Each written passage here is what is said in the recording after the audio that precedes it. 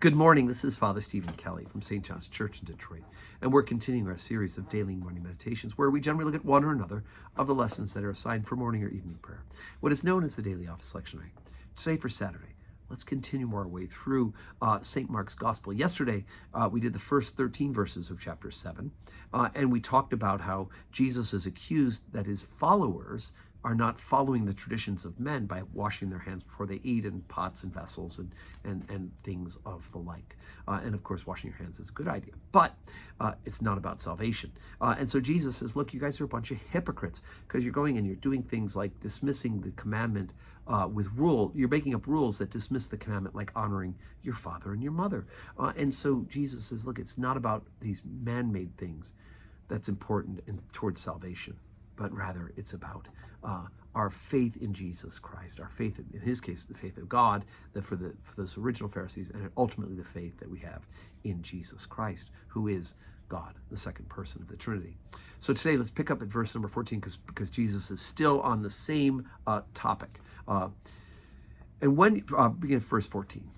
And when he called all the people unto him, he said unto them, Hearken unto me, every one of you, and understand.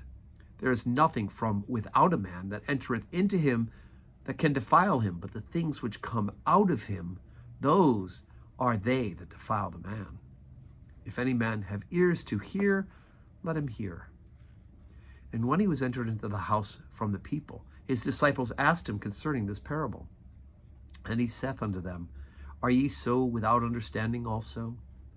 Do you not perceive that whatsoever thing that from without entereth into the man, it cannot defile him, because it entereth not into his heart, but into his belly, and goeth out into the draught, and purging all meats?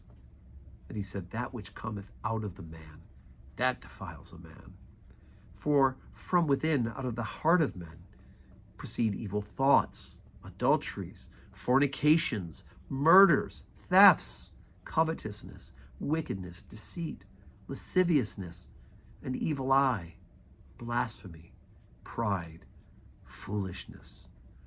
All these evil things come from within and defile the man.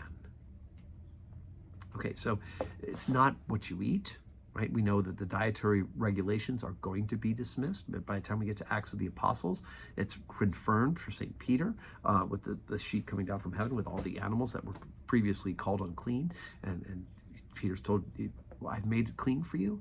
If I've made it, it's now clean for you. You may eat it. And so that's why we can have bacon. Thanks be to God.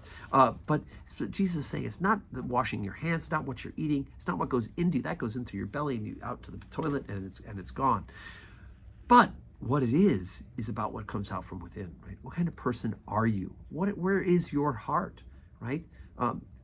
From there can come good and love and charity and all of the virtues.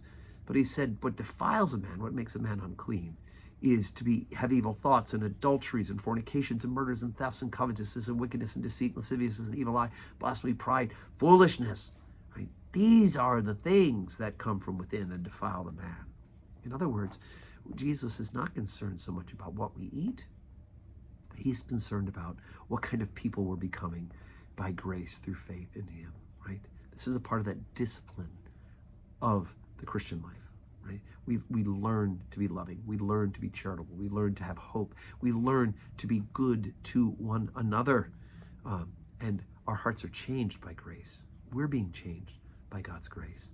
And hopefully then, fewer and fewer of these opportunities to have evil thoughts, adulteries, fornications, etc. will come out of our heart as God is changing us and we're allowing him to change us. It's a discipline, but it's important nonetheless. Okay, so today's Saturday. No public worship today at St. John's, but man, we're getting ready for tomorrow, because tomorrow's Sunday. We gather together to glorify God, to worship him in the beauty of holiness, to receive Holy Communion, to hear his word, and to have the fellowship of the church. And after church, right, 7:30 morning prayer, 8 o'clock Holy Communion, 10 o'clock Holy Communion. After the 10 o'clock service, after coffee hour, the Alpha Course. We're beginning that. And then we will have 5:30 evening prayer. So I hope to see you in church. And may your Saturday be full of blessings.